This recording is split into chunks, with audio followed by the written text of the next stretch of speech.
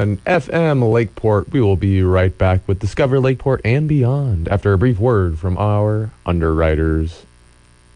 Hi, Cisa Harris, Chair of the Democratic Party of Lake County. We are proud of being an underwriter of KPFC. We promote justice, equity, diversity, and inclusion and support KPFC, Lake County Community Radio. We hold monthly meetings via Zoom, recruit and support qualified candidates for local elected office, and provide input to our state and national Democratic leaders. Our website is lakecountydemocrats.org.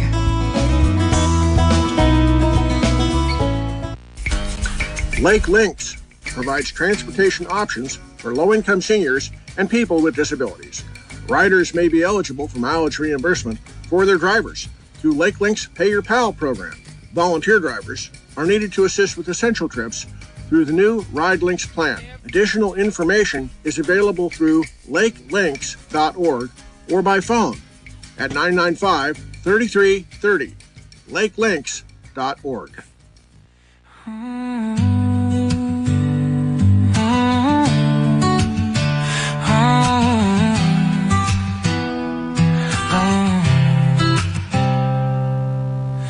Take a journey to a place so dear, where the mountains meet the sky and the lakes are clear. Lakeport's calling with charm in the air, a hidden treasure so lovely and rare.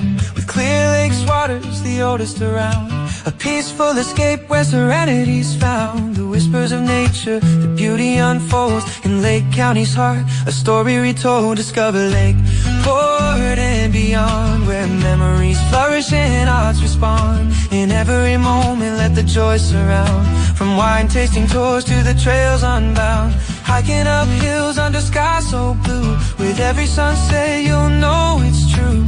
Life's an adventure just waiting for you. In Lakeport, California, let's start anew.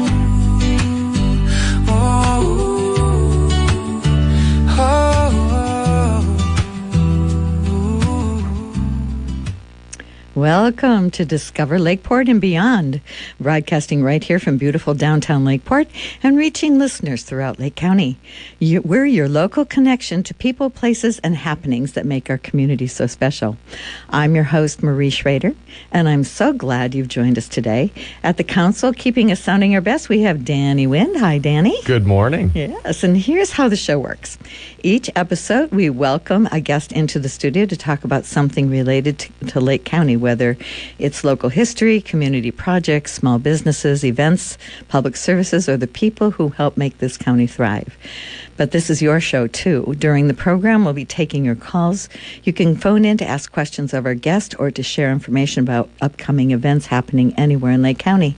If it's going on in our community, we want to hear about it. So settle in, turn up the volume, and get ready to discover Lakeport and beyond. Our telephone number is 707-263-3435. That's 707-263-3435. Before we get to our guest today, I'm going to just tell you what's coming up in the near future. We had quite the busy weekend here in Lakeport and throughout Lake County. So it's kind of settling down a bit. This week, the first thing happening here in Lakeport area itself is July 10th. We have the summer concert series. The band is called One of These Nights. That's in Library Park at 6:30 p.m. July 10th and 11th, we have the Lake County Rodeo over at the Lake County Fairgrounds, and you'll have to look up on their website as far as the schedule goes with them. Also on July 11th is Story Walk, put on by the Literacy Coalition over at Clear Lake State Park. That's at 11 a.m. And if you go there, by the way, and tell them you're with Story Walk, you do not have to pay admission to the park. So that's a really great thing, and a really great thing for kids. Let's see, July 11th is also Lakeside Jam over at the County Park, and that starts at 11:30 a.m., and they've got quite the lineup. You'll have to look online to find out what that lineup is. Also on July 11th is very popular, is Red, White, and Blues Festival in Hobbiton Community Park from 11 a.m. to 3 p.m. So that is a wine tasting and event festival over there. Let's see, July 11th is also a gym show at Sky Catch Gymnastics from 6 p.m. to 8 p.m. So if you or your kids have ever been interested in gymnastics, go over there and see that show, because they always put on a really good one, and it may just spur a child to be able to Get excited about it. That's right, exactly. July 14th, there's a free movie at the Super East, The Iron Giant. That's at 6 p.m. July 16th, Operation Tango Mike monthly packing party is at Columbia Bank from 6 to 8 p.m. And that brings us then to the next concert series, which on July 17th, which is the Chris Scoville Band in Library Park. Let's see, and we'll go through it because my next one is beyond this. Let's see here. July 18th, the Kalanapo, is that it? Guided walk. It's the Land Trust Park that's over. The entrance is over by the transfer station in that area, but they do one guided walk over there a month, and that is on July 18th from 9 a.m. to noon. On July 18th, also, the Infinity Consignment Boutique is having a bag charm making class from 11:30 a.m. to 2 p.m. And on July 18th, Conecta Vista Casino continues the Music on the Lake series with Ina Vision and 2 Dubcraft. And let's see here. And then there's the free kitchen at United Christian Parish that happens on Sunday afternoon at 4 p.m. For anybody who, it's a community dinner. So, mark your calendars for that. Okay, so that's what's happening just here in Lakeport, and we'll add other things that are happening. Oh, I forgot about this one. Can't forget about this. Next Saturday morning is the next pickup for Simple Gesture. That's the food donation pickup program that we have instituted here all across Lake County. Anywhere in Lake County, you put in your zip code, and we have someone who will come to your house once a month and put bag of food out on your doorstep, and we will pick it up. So you have to let us know about your address, and you do that by going to www.joinsg.org. That's joinsg.org. And I do realize that I do speak fast, and I give a lot of information. Just a reminder that all of this information will be available on the Facebook page of Discover Lakeport CA.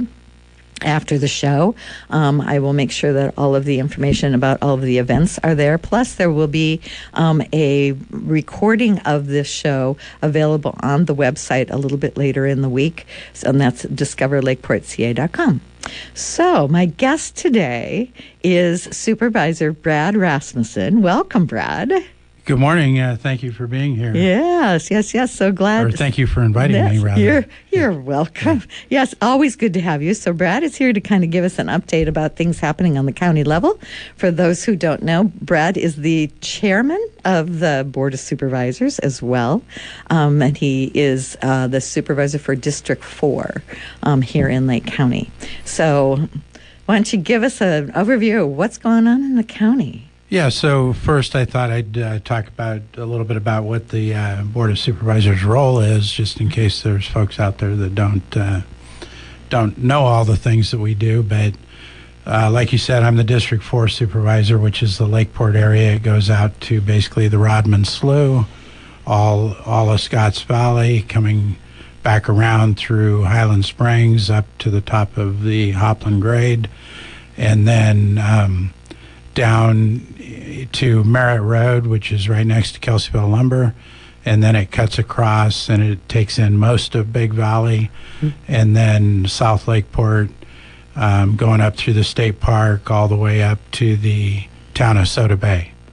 Wow. And then once you get to the town of Soda Bay, it becomes District 5 on the Mount Conocti side, and District 4 continues on up to just before Buckingham Peninsula.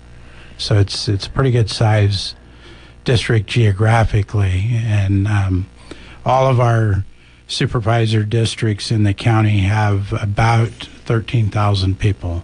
Okay. And the way that it's set up is each district has to be within 1% of the other's population. So say approximately 13,000, and that takes us to our full county population of 60, 65 roughly, Yeah. something.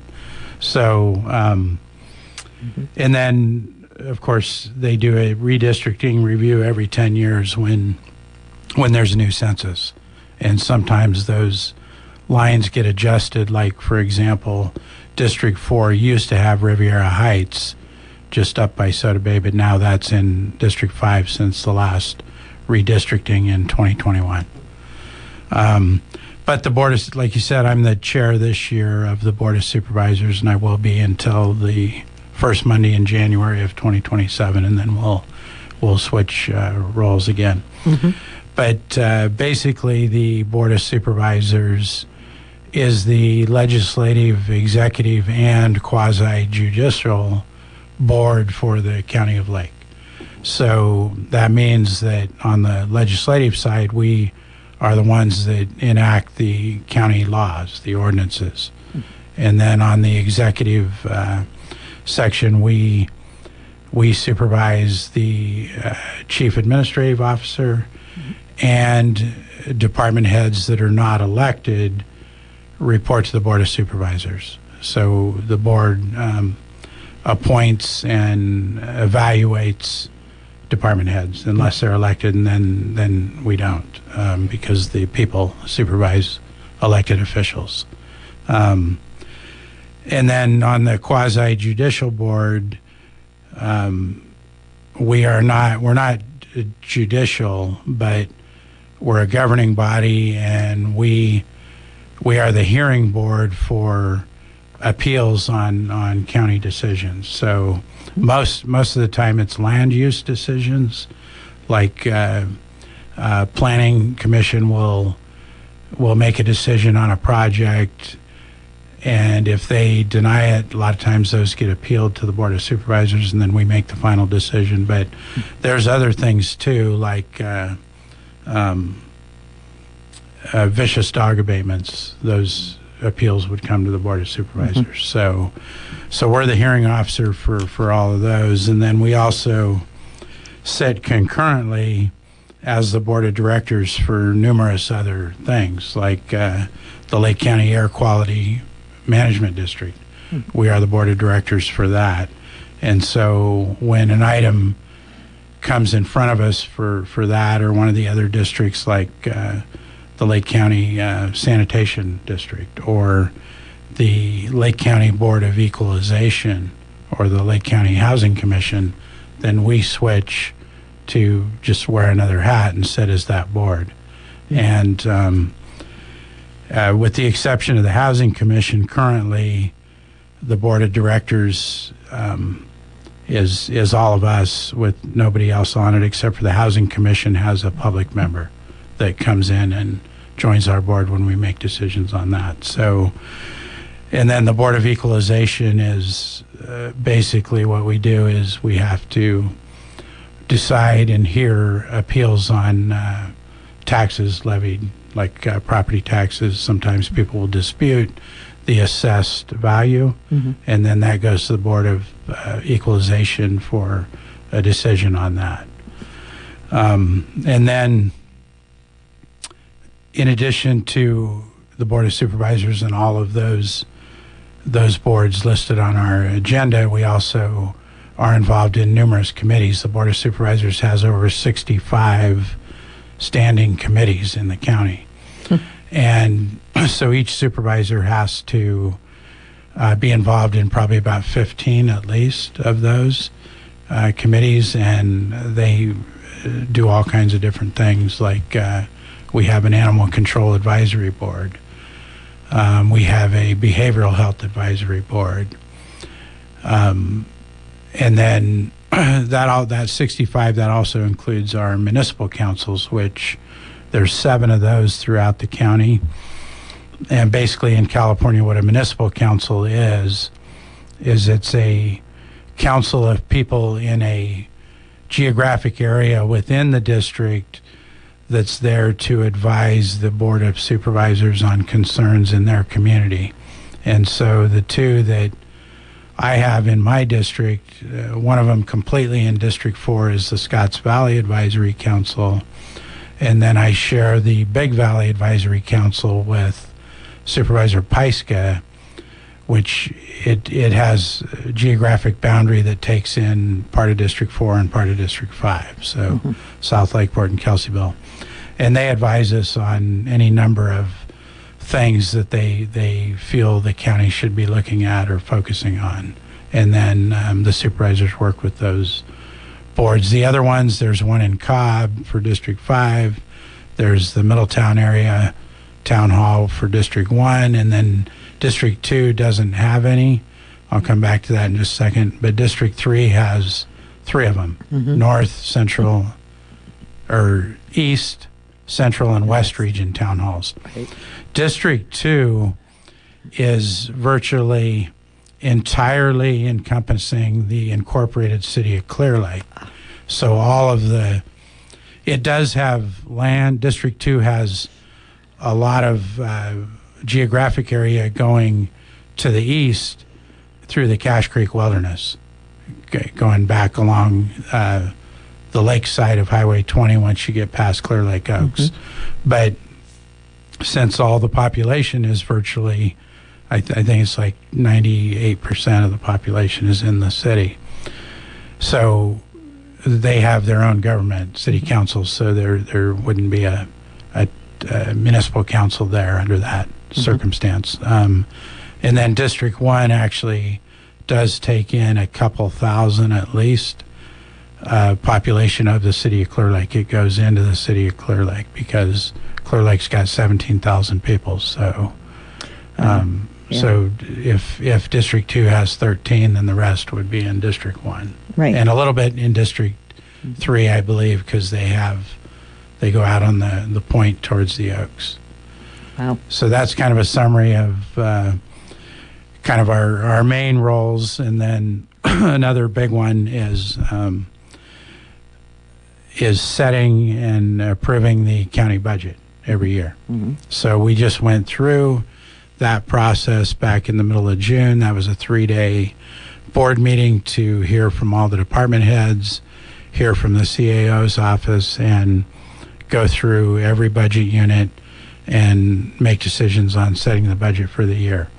This year, is going to be different than past years. We did set a structurally balanced budget. We have a balanced budget, but there's a lot of changes because the federal government changed with the H.R. 1 legislation, with the federal funding, changed how they fund state and counties for the most part with all of our social services programs.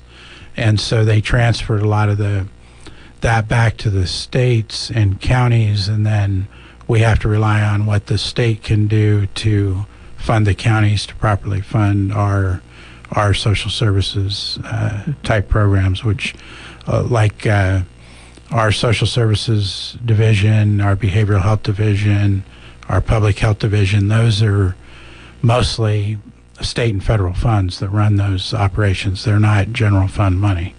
So so there's adjustments there, but we do, and when we approved our budget back in June, we approve it in June as an operating budget so that departments have authority to spend money and start the new fiscal year July 1st.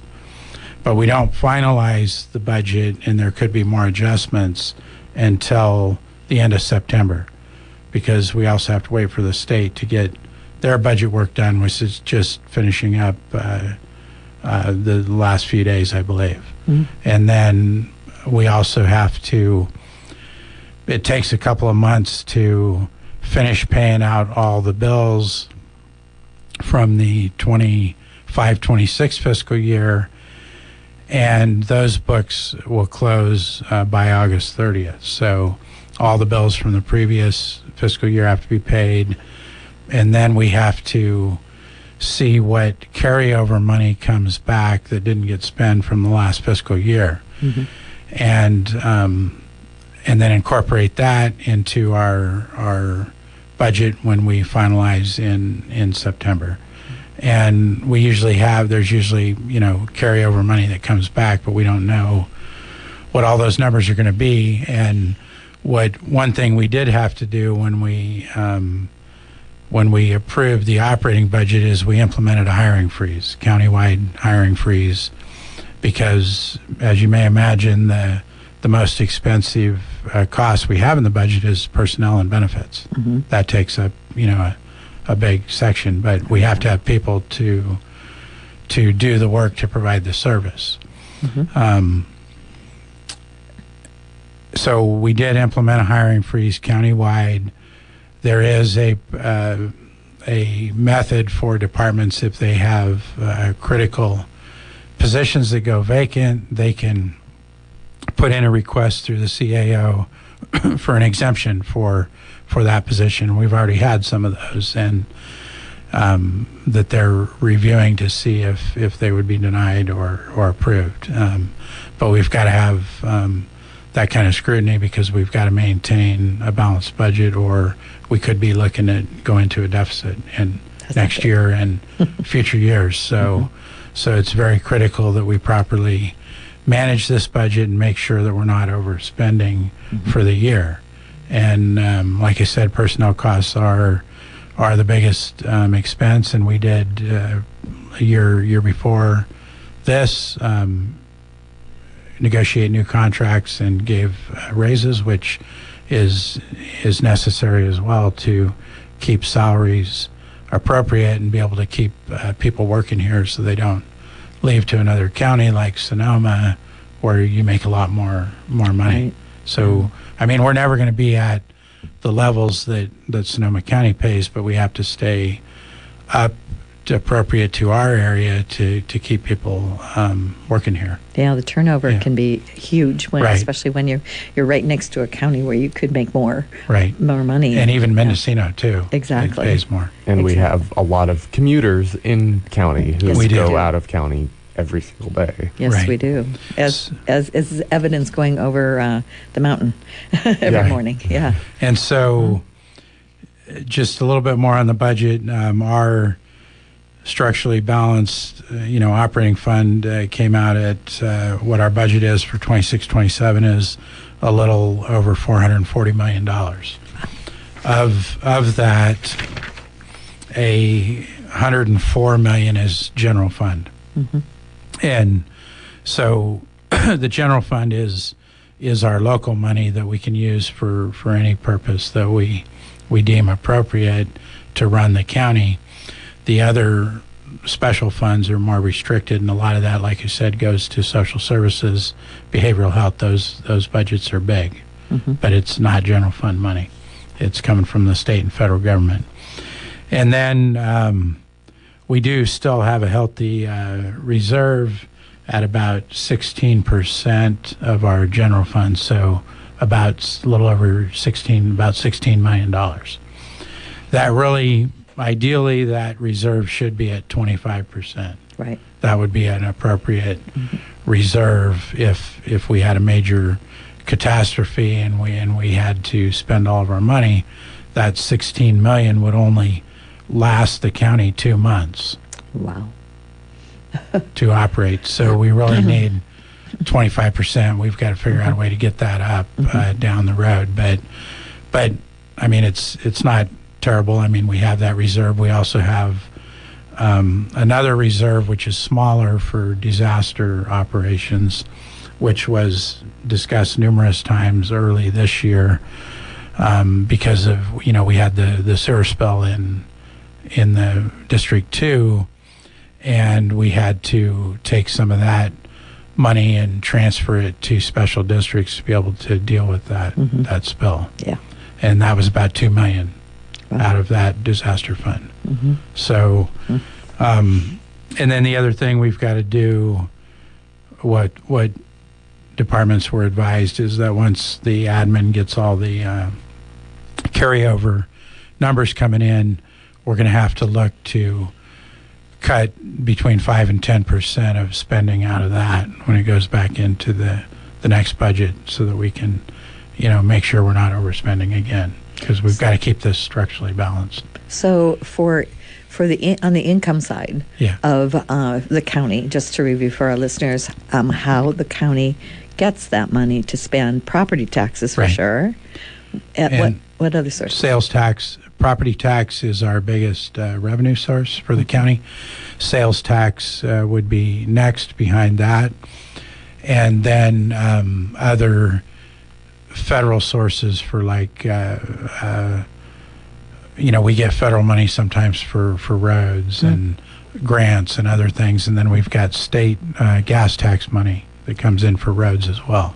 Okay. But primarily for our local funding is going to be property tax and sales tax. And and this is the case in most counties, if you look at cities, their bigger funding source is going to be sales tax. Yes. They only get a small portion of the property tax. So Exactly. cities operate more on sales tax than counties operate more on property tax. Exactly.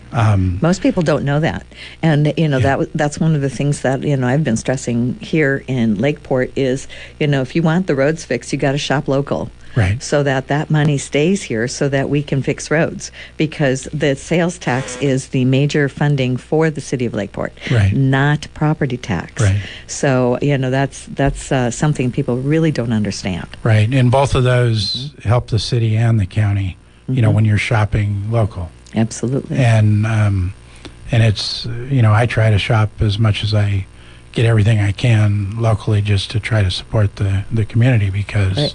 if we don't have those, then we're not going to have police. We're not going to have roads crews. We're not going to have other services. Exactly. So it's, Yeah. yes, you can I guess you can go to Costco and save money, which I go there too once in a while, but you're also spending a lot of gas money to drive too. So I don't know that you necessarily save that much when it comes down to the end of it. Right. Yeah. But it is very critical that we shop local and support our businesses, which support our community. So, so really, that's the kind of the summary on the budget. There is a lot more to it. It's very complex, but that's kind of a high-level summary of where we're at for this year. And I would encourage people that are interested to, pay attention to our agendas and come back when we do the final budget hearings at the end of September and see how things are going. Yeah. So I just want to remind our listeners that our call-in number is 707-263-3435. So you can call with questions for Brad, or if you have something else that I'm missing that's going on in the next few weeks here in Lake County, let us know about all of that. So yeah, thank you for that overview, because there's a lot of information on there that I had no idea that was going, how the county runs. I think that civics lessons are good every now and then to remind us what's happening out here in our county. Right. That was probably one of the first things that I did to I was like, how can I throw myself into the soup of the gnarliest hearing Right. in any of the county structure? And I was like, all right, I'm just gonna listen to the 3 days of budget hearings, man. and so I did that 2023 or 2024, but it's grueling. I don't envy. I don't envy. I like being able to sit at home and eat lunch while I'm watching it. Yeah, it certainly makes it easier when people can access online while they're also doing other things, and pay attention to what they're interested in. So it's a good thing that we have, and we actually have all the town halls on PEG TV now, and they're live broadcast on YouTube. And we have And we actually have a caller. We have a caller. Caller, you are on the air. Hi, this is Meldon. How are you guys doing? Good. How are you? Great. Great. This is a question for Brad. So I was very interested in just the introductions and everything that you did. I was just wondering how a individual citizen like myself could get involved with some of the committees maybe that are dear and near to our heart. Yeah, that's a good question. So on the Board of Supervisors webpage at the County of Lake, you can see when we post recruitments for boards and committees. And we also have a link to the application that you can fill out and submit electronically to get on the list to be considered for committee appointments. I don't know. I know, like right now, we're recruiting for one for Scotts Valley Advisory Council, but that one is specific. You have to live within the boundaries of that district. There's other ones, many other committees that have at-large positions that you could put in for. I don't know what all's open and available right now, but if you check the website. I appreciate. Yeah. If you search Maddie Act and then like Lake County, just on their government webpage, it'll have basically an Excel spreadsheet of all the committees and positions that are on it, including vacant positions, which there's a good handful of them on there. But you can also do that for any other county or even city in California too. Yeah. Right. Oh, wow, that's interesting. Yeah. And then another question I had was, I remember. Oh, yes. This is for Brad again. As far as the budget's concerned, if it was just up to you, and what would you put more money? I mean, which area would you put more money into to help us overall? Well, what would you like to be seen as like have more money? Well, that's a good question. There's a lot of important services. I would say what immediately came to mind, because we always seem to have a shortage of ability to help fund that, is animal control. Animal care and control. That's a big one in the community. That's one of the areas that I get a lot of citizen concerns about. And yes, someday it would be nice to be able to fund that a little better. But we've got limited funding to go around, and we have tons of important services like public safety and just roads, just everything. So thank you. Okay, well, thank you very much. Yeah, thank you. Thank you. And have a good day, guys. Thanks. Thank you. Yeah, those were good questions, and and we definitely need. We can't run these committees without citizen involvement. That's the purpose. I mean, that's why we have these, to bring citizen involvement in and provide guidance and information to the Board of Supervisors. Because we have a lot. This is a big job that we have to be involved in all these different things. And as you can imagine, going from one big topic to the next an hour later, you don't have a lot of time to really focus for a long time on one specific area. You've just got to deal with so much stuff. And then the other big part of our job, which I didn't mention, and is constituent concerns. So it's our job to help constituents navigate the county government and address their concerns. So if you're having a problem getting a permit, or you don't know how to do something, that's one of the reasons your supervisor is there, to call them and then ask them to help you navigate that situation and point you in the right direction. So we get a lot of those calls. And it just, that takes time too. So, almost like a public liaison. Right. Yes. Right. Yeah. And as opposed to some bigger counties like Sonoma, where each supervisor has 3 or so personal staff, we don't have any. Yeah. We have the admin office, that's not our staff. That the CEO reports to us, and then to manage and run the county per the directions set by the Board of Supervisors. But those aren't our staff to help do all these constituent concerns. So we do that on our own. In, say, Sonoma County, they have about 3 staff, I think, that can help them do all those things. And most bigger counties do, but little counties don't, and that would add a lot to the budget that we don't have. So it's just part of the job. You're getting your steps in for sure. Yeah, for sure. It's basically a 7-day-a-week job, and at least 60 hours a week if you're trying to stay on top of things to get everything done. I mean, when you have the big board meetings, you get the agenda usually on Friday, so you have the weekend, and Monday is all you have to get ready. And because of the Brown Act in California, you can only ever talk to one other supervisor about anything that might come in front of the board. Mm-hmm.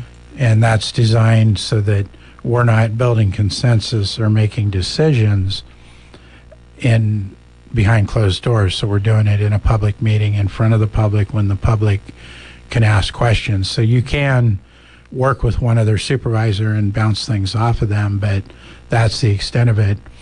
And so because of that, you got 5 supervisors, everybody's working on different things. When I get an agenda on Friday, that might be the first time I've ever seen that topic. Wow. And if it's a major decision, then I've only got 3 days basically to get educated on that before the public meeting to dive into it. So, and that happens pretty frequently because, different supervisors are working on different things. And even if it's not our item, staff might be working on an item that they're talking to 2 supervisors about because it affects those 2 districts. Right. So, right. So just so our listeners know that the agendas are posted for the public on Friday as well. Is that correct? Generally Friday. The goal is to get them out by 5 o'clock on a Wednesday. That rarely occurs because, things are last minute changes and departments trying to finish up getting stuff to the admin office for final posting. Usually they come out Friday mid-morning. But we try to get them out Thursdays when we can. And the ultimate goal is to get them out by Wednesday. But it's hard because admin spends all week working on the agenda to get it out, and then as soon as the board meeting's over, we start the next day working on the agenda for the next week. Exactly. Because we're meeting every single week, the 1st through the 4th Tuesdays. That's so crazy. it's a full-time job for them, just with agenda management to get all these things ready.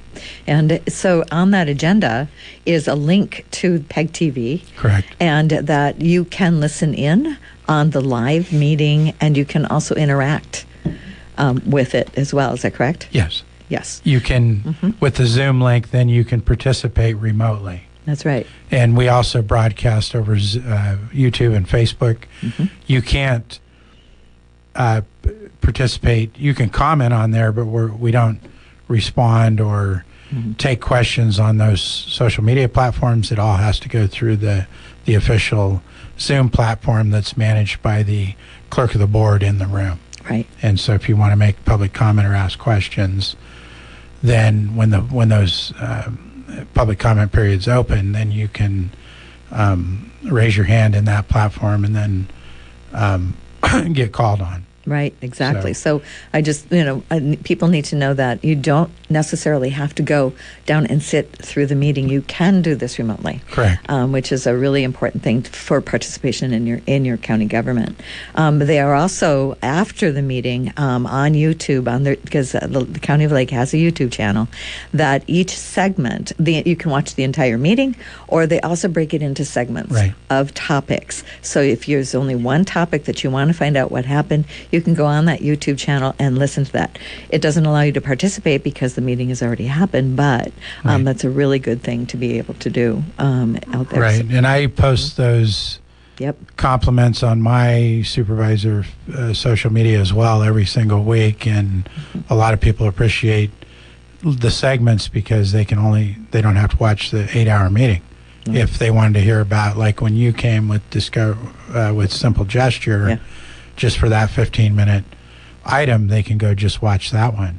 Or if there's a decision on any number of things, it's usually about 10 or 15 segments that come up at the end of the week. Yeah. So that's a really good resource for people to be able to do that. So, I highly recommend taking advantage of that. We're going to pause for just a minute. I've got a couple more events that I want to just hit really quick.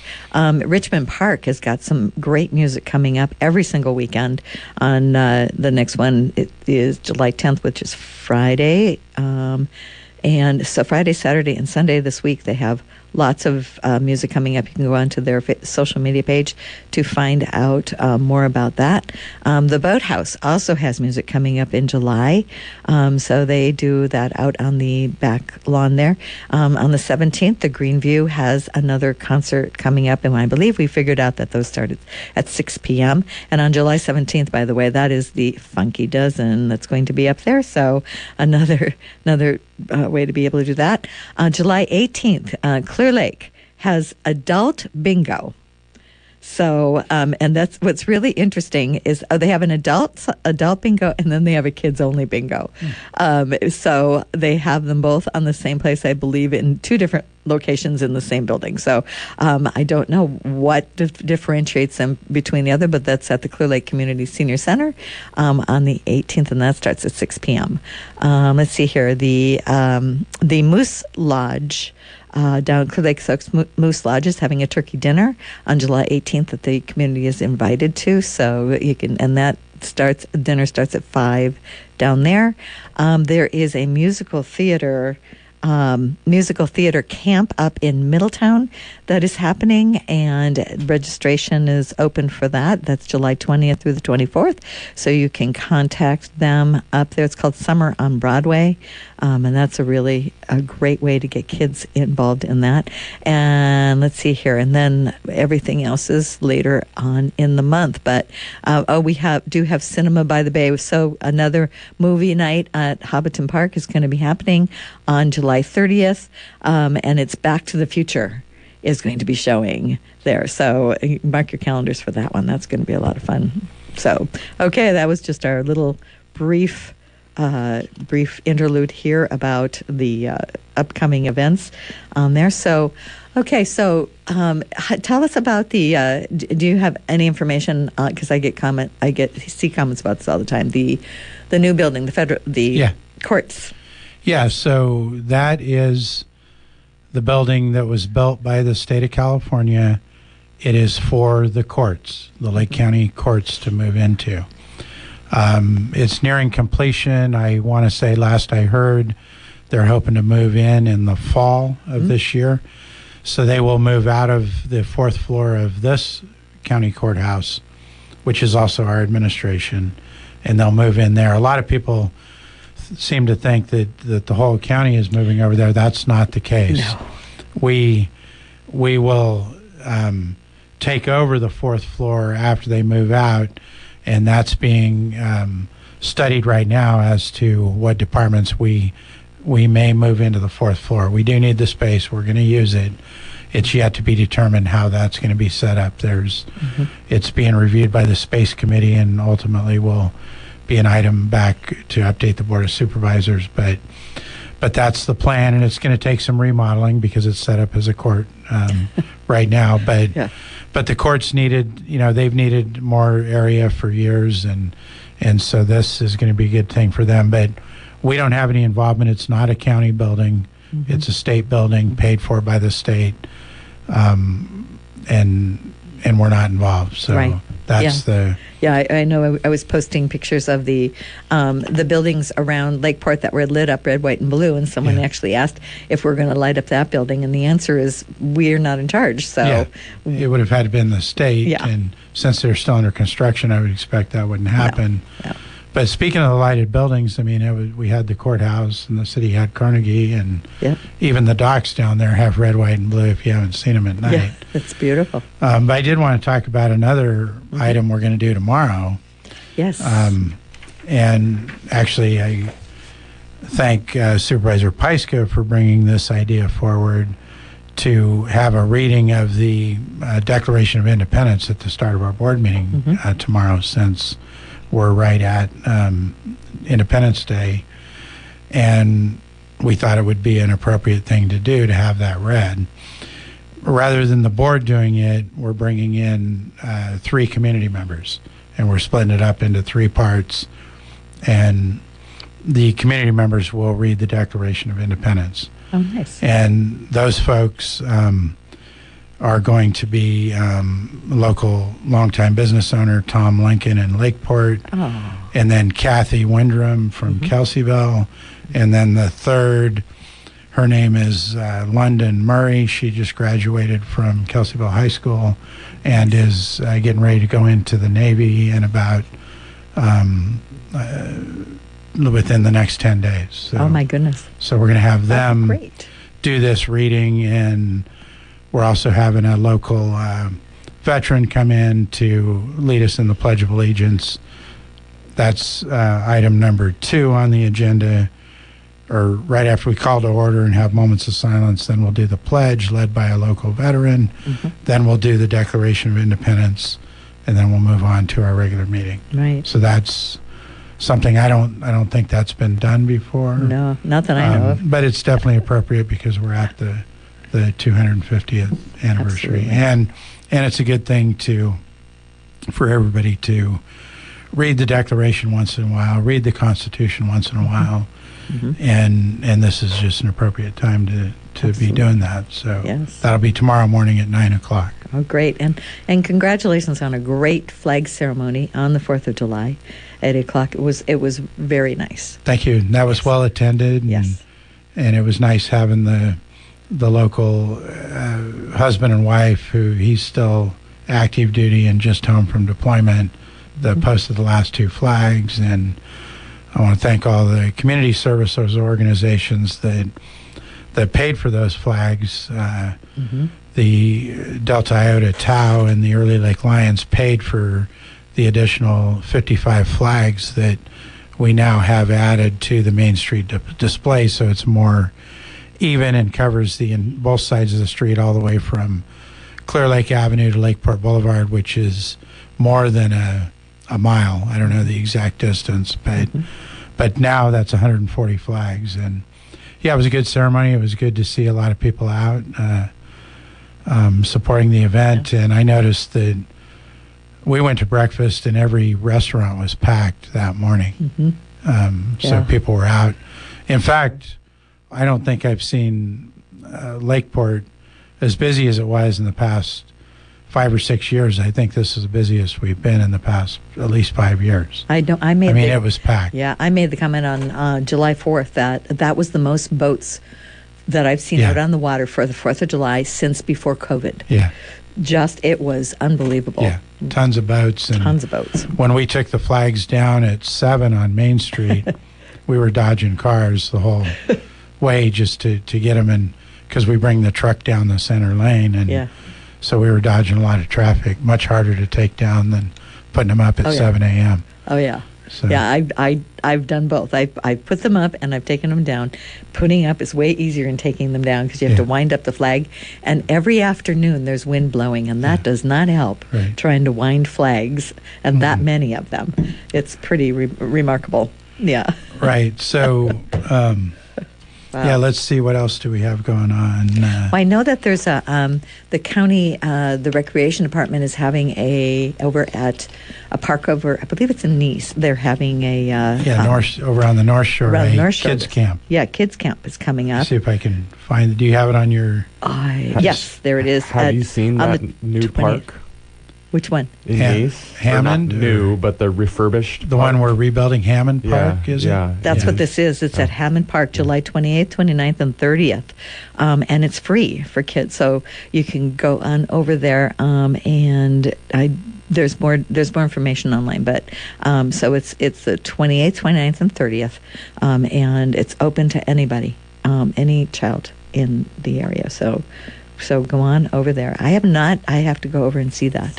Fresh lawn, new playground equipment, Nice. better paved parking area. It was just, I think, dirt lot before. Oh, that's great. Basketball court. Also, just like good. Really needed in the I would say town of Nice. Yes. You could debate that. I know. Yeah, I hear you. And I was just looking at it. Actually, it looks like a $30 registration fee for each child to participate in the actual camp part of it, and that is open until July 14th. Okay. There you go. But I haven't been over to see it yet either. I need to get over there. I know I think we just recently got a grant from the state to refurbish and rebuild that, and the Board of Supervisors did put a little bit of money in. I want to say it was around $300,000 from our Parks Reserve because there was a small match to be able to get that and make use of the state grant. But definitely a good investment for the North Shore and for the county to have another park.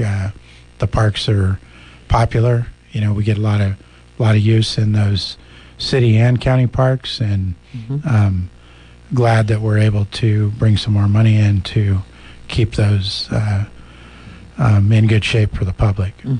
I know the splash pad was real popular on the 4th of July. Yeah. In Hobbiton Park and here in Lakeport.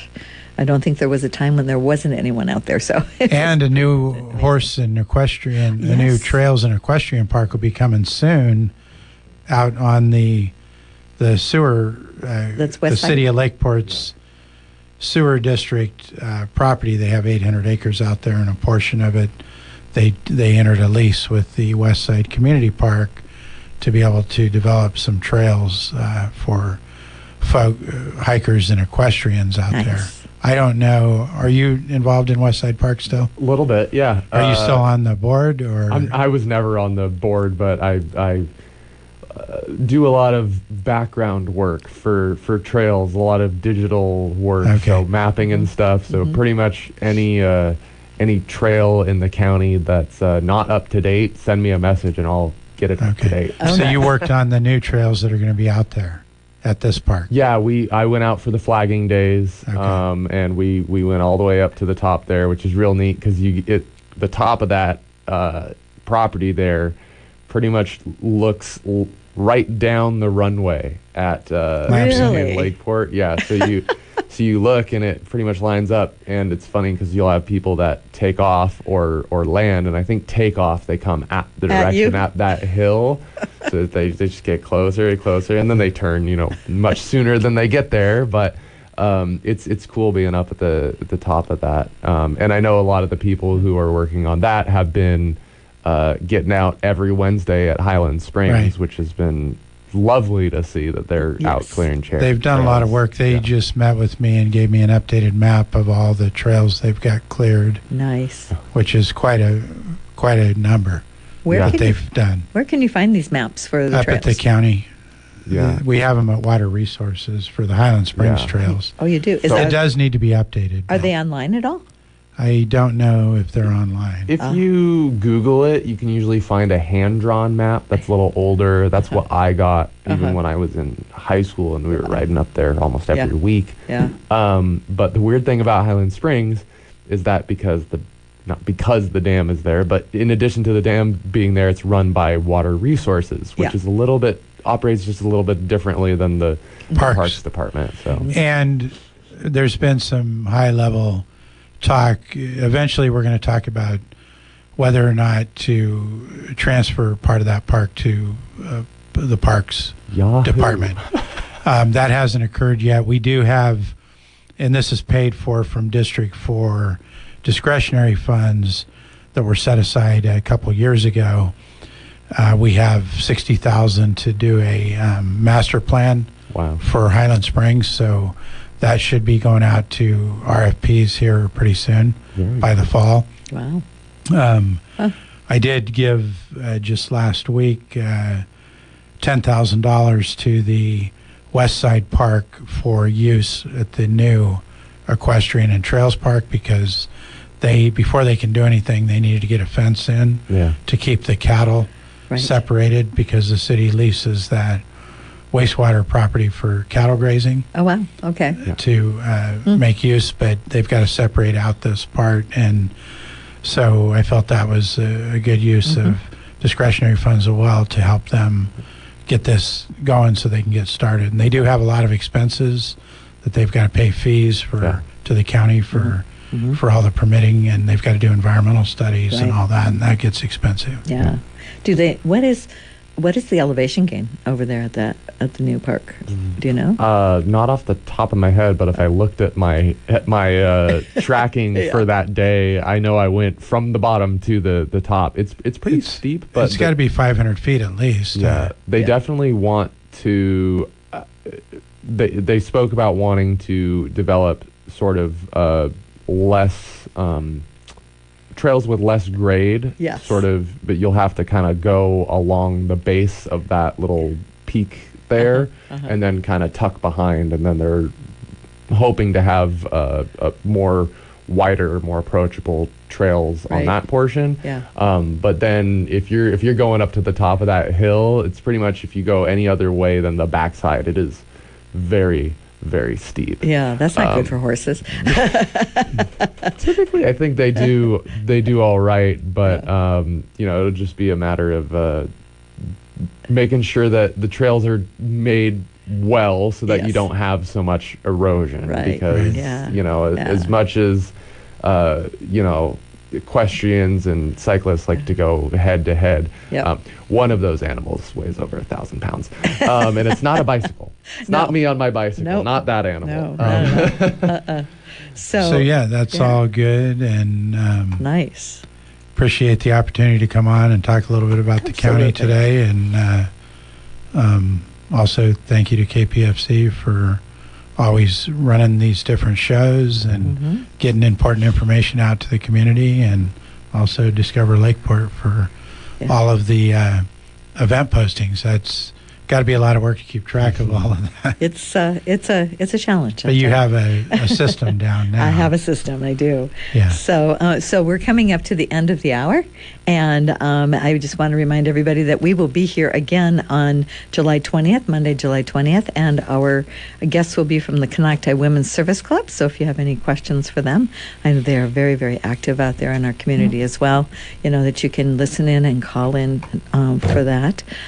So let's see, any last minute kinds of things there, Brad, that we can look for in the community coming up that you know of? Oh, I got one. Yeah, go ahead. What do you got? A mountain bike race will be coming back to Boggs on this Really? Sunday. Oh, this Sunday? Yeah, Sunday, June 12th, right after the day after the Cobb Mountain Summit, which will be a gathering of community organizations and public agencies at Cobb Mountain. How many riders coming up this weekend? Not a ton. I think this is smaller. I think they're looking at maybe about 100 riders. Okay. But it's a shorter track. So if you haven't seen a mountain bike race before, this would be a good time to come. There's lots Very of good. points to see. Will you be riding in this one? Or? No, I'm gonna go volunteer. I'm gonna be a Friends of Boggs ambassador too. So, but I'm gonna volunteer with Mendo Trails Association. No, excuse me, Redwood Trails Alliance? Yeah. Or- Alliance. Yes, Yeah. yes, yeah. They organize Nice. the volunteers for this. Well, that's great. No, that's good to hear. Yeah, there's,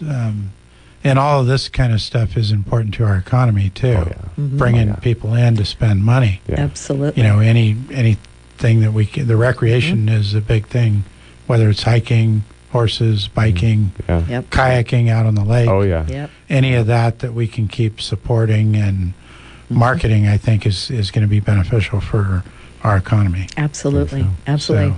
It all makes a difference. Yeah. So, because as we stated, sales tax is huge to be able to keep our communities running. As much as we do operate mostly off property tax, like Right.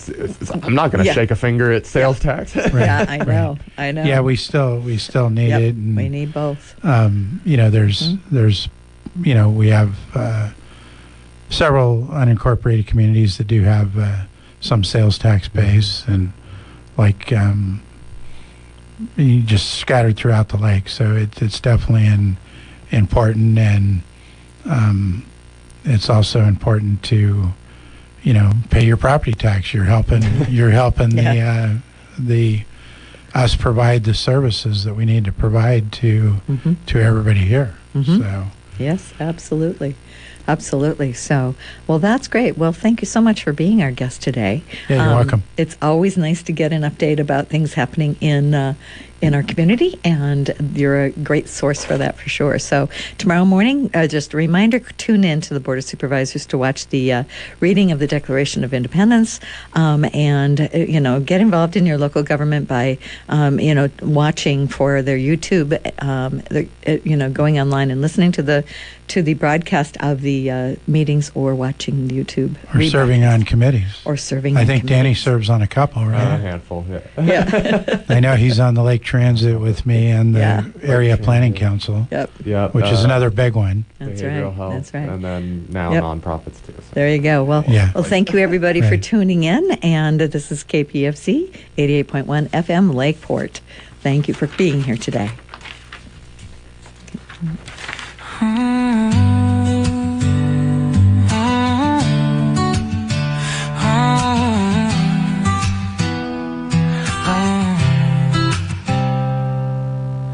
Come take a journey to a place so dear, where the mountains meet the sky and the lakes are clear.